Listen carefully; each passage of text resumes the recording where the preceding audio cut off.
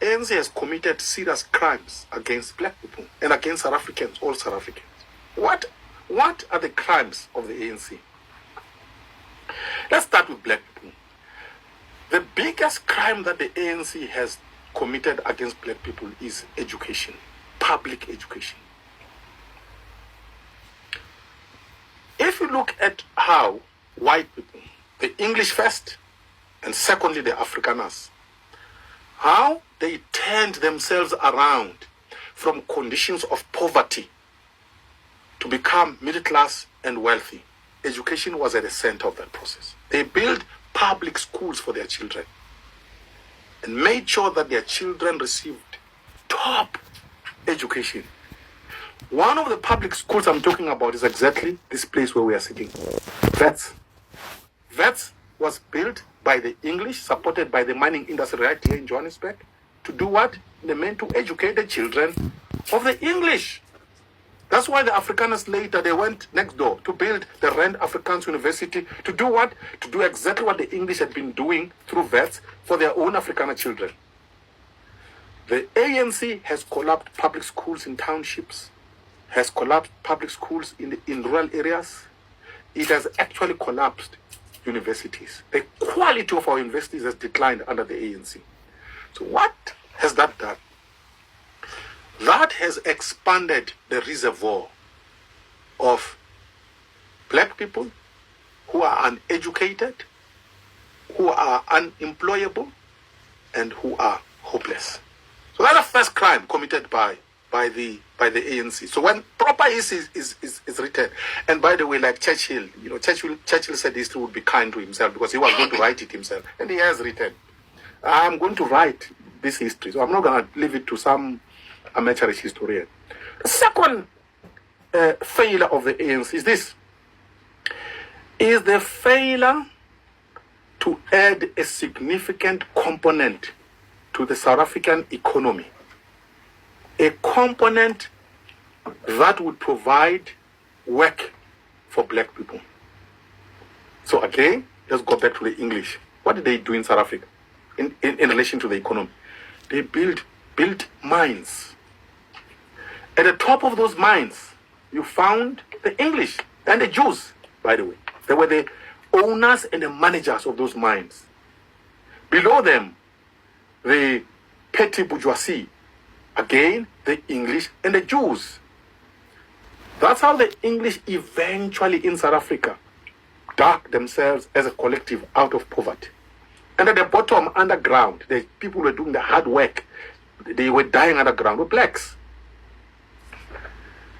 Afrikaners, what did they do? They built parastatals. Your Escoms of this world, your Telcoms of this world, your Escors of this world. To do what? To provide employment to the Afrikaners. So an Afrikaner would be found at a robot begging. He would be picked up by an average middle-class Afrikaner and say, no, you are embarrassing us. You need to go and work. And this chap would be taken to Telkom and be given a job. And a black fellow would be taught that this is your new boss, you must teach him work. So the Afrikaners built parastatals in order to provide employment to their own people. And there was also a component of industry, by the way, financed through the activities of the British bond. Your rupees of this world, by the way, the first rupee was financed through arrangements involving the British bond. Now let's come to the ANC, which is the sin it committed.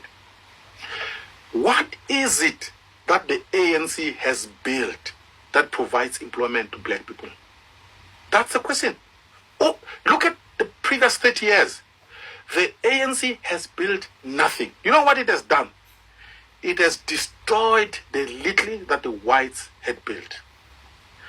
You come from Tembisa. You know what I'm talking about. The factories around Isando, the factories around Kempton Park, which used to be bustling manufacturing centers. A lot of them have actually closed down. I come from Mpumalanga. I live in a township called Mukuhlu. There used to be an industrial site in Mukuhlu. You want to cry when you see that industrial site today. Nothing is happening there. And what I'm telling you, South Africans know across the country has happened.